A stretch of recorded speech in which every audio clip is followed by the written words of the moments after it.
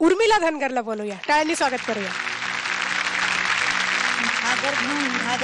घागर घेऊन निघाली पाण्या गवळण. घागर घेऊन निघाली पाण्या गवळण. ठुमकत ठुमकत चालली डोलत, ठुमक ठुमक ठुमक चालली डोलत. वाऱ्याच्या तोलान, वाऱ्याच्या गतोलान. घागर घेऊन निघाली पाण्या गवळण. घागर घेऊन निघाली पाण्या गवळण.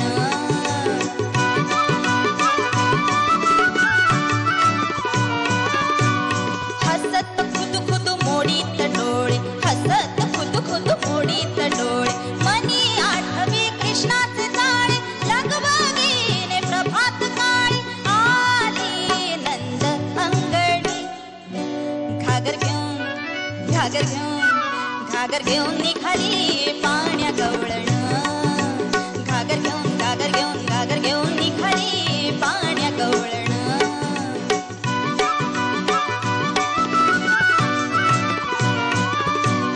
आडवी वाट उभा शारथर, आडवी वाट उभा शारथर. सोड कान्हा जाऊ दे लवकर, सोड कान्हा जाऊ दे लवकर. एका जनार्दनी जाणे नकडे या गवळणी. घागर घेऊन निघाली पाण्या गवळण. घागर घेऊन निघाली पाण्या गवळण. घागर घेऊन निघाली पाण्या गवळण.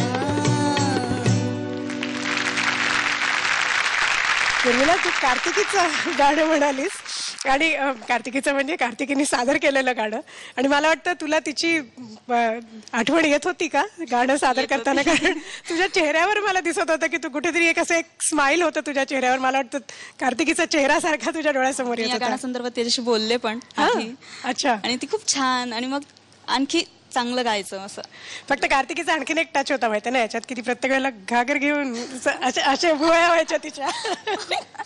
पण मस्त झालं गाणं, खूप गोड झालं. सलील?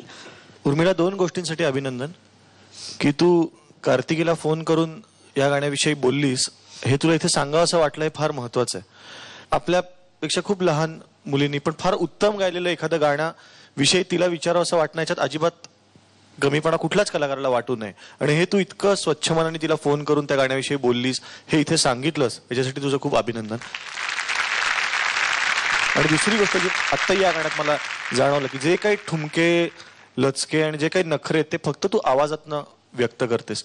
मला कायम दीदी हे ह्याच सर्वोत्तम गायिका का वाटतात, कारण त्या असे एका हाताने पदर धरून एका हातात चष्मा, आणि तरी त्यांनी काही गाणं सादर केलं तरी डोळ्यासमोर इतके चित्र उभं राहतात, असं त्यांचं गाणं असतं.